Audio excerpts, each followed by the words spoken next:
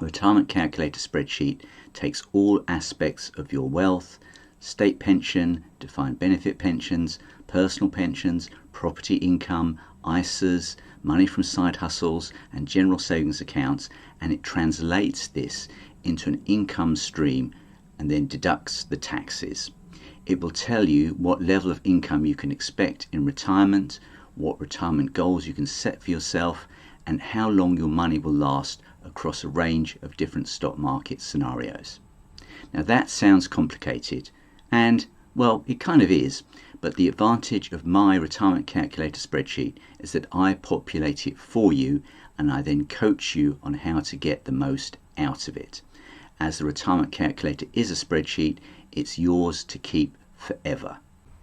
Here is an illustration of how a UK retirement calculator models your wealth over time. So we can see initially assets being built up during employment periods, and then once retirement commences, then the wealth starts to decline slowly in nominal terms, and the ISA is essentially run down first, leaving pension assets at the end, which is the most tax efficient way to manage your wealth. Inflation can get confusing over a longer time frame, so what you need is a retirement calculator that models your money in nominal terms, but then also after the effects of inflation to show its purchasing power, because in nominal terms you might be a millionaire by the time you're 90, but actually what that money will buy for you could be very limited. And this is a graph that shows how my retirement calculator models inflation for you. Here we look at the sources of income over time, and actually in real terms it's a pretty much constant around 40k spend, but allowing for inflation the income seems to go right off the chart. But we can see all sorts of different sources. So we've got rental property, we've got earnings from salaries, we've got SIP withdrawals, ISA withdrawals, and then state pension. It's really important to split your gross salary down into what you're paying in tax and national insurance, what your savings rate is as a percentage of your income, and then how much of your gross income you're spending. And then by playing around with these percentages, you can help to maximize the amount of money that you invest each month to ensure that you have decent funds in retirement. And a retirement calculator can really bring home some clarity in that area.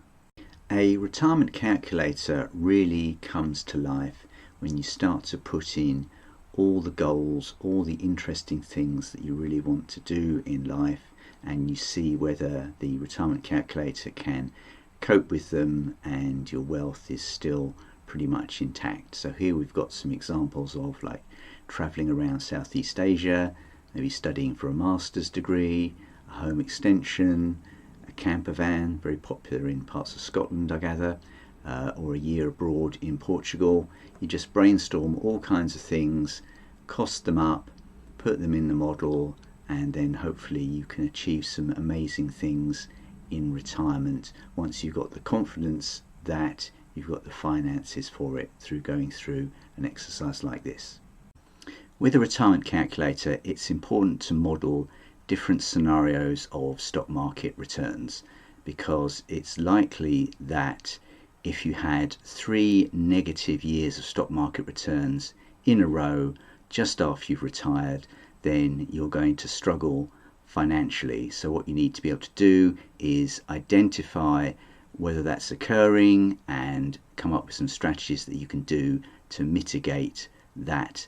And what my model does is it looks at historic returns and maps them for you, and then you can see how your money varies according to the different sequence of returns risks that it faces.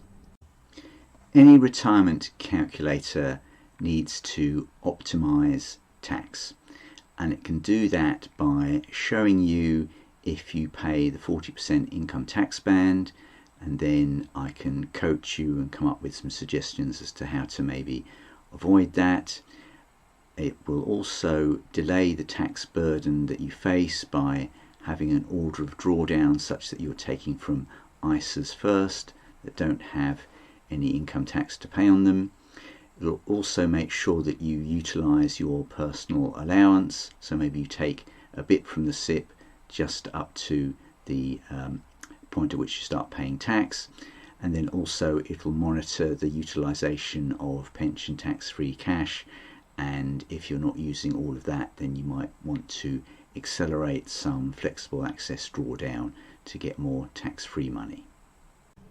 Some people use property as a means for generating income in retirement, and my retirement calculator allows for up to 5 rental properties with different mortgages on them, capital gains potentially on disposal if you want to sell them when you don't have any income tax liabilities because you're not working anymore, and then you can also downsize your family home and use some money freed up from that to help fund your retirement.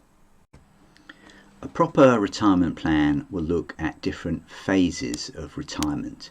There'd be an initial phase when you first retire, and that's when you tick off items on your bucket list. Could be travel, could be extra study, all kinds of things that you've always wanted to do. Then you probably have a mid-phase, and this phase you might be providing for your children, maybe in terms of weddings or deposits for a house, or it could be a phase where there's actually a lot lower expenditure. Then there's an end phase where you're probably going to have less travel, have either 0 cars or go down to only 1 car, and then potentially more healthcare, but that's quite difficult to estimate. Retirement planning financial checklist. So your plan should succeed in 90% or more of cases, and those where it fails, you need to be able to understand why that happens and what you can do about it. It needs to have key goals for the rest of your life that are costed and that you feel are achievable. It needs to have potentially an ISA bridge in place. This is if you retire before you can access any pensions, you've got to have enough money in your ISA to live off.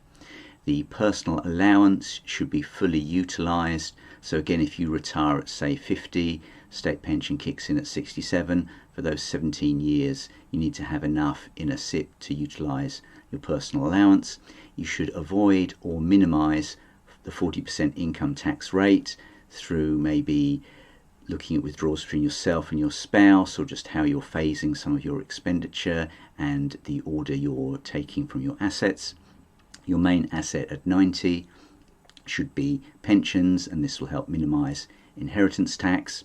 You should maximise the utilisation of your pension tax-free cash, so that's over £250,000 of tax-free cash that you can get. If you delay taking from your pension for too long, you might have too much of it. And then also it should all be sense checked by a third party, someone that says, yeah, this makes sense to me, having looked at different people in retirement, that they can give you some confidence and act as a sounding board that your plan does make sense. There are many different approaches to planning for retirement. You could do it yourself, build your own spreadsheet. You might make errors, it can take a long time. You can use some of the online tools that are available. They're a bit of a black box and often have limited functionality. You can pay a wealth planner or an independent financial advisor, but they can be very expensive, and the problem with plans is that they're pretty much inaccurate as soon as they're made because there's just so many assumptions around them. So the conundrum is that you do need to do some sort of planning, but I wouldn't spend a fortune on it, and that's why I think my unique approach is the best, because it's very cost effective. You get a spreadsheet so you can see all the calculations, and then I act as a sounding board and help to make sure that your plan makes sense for you.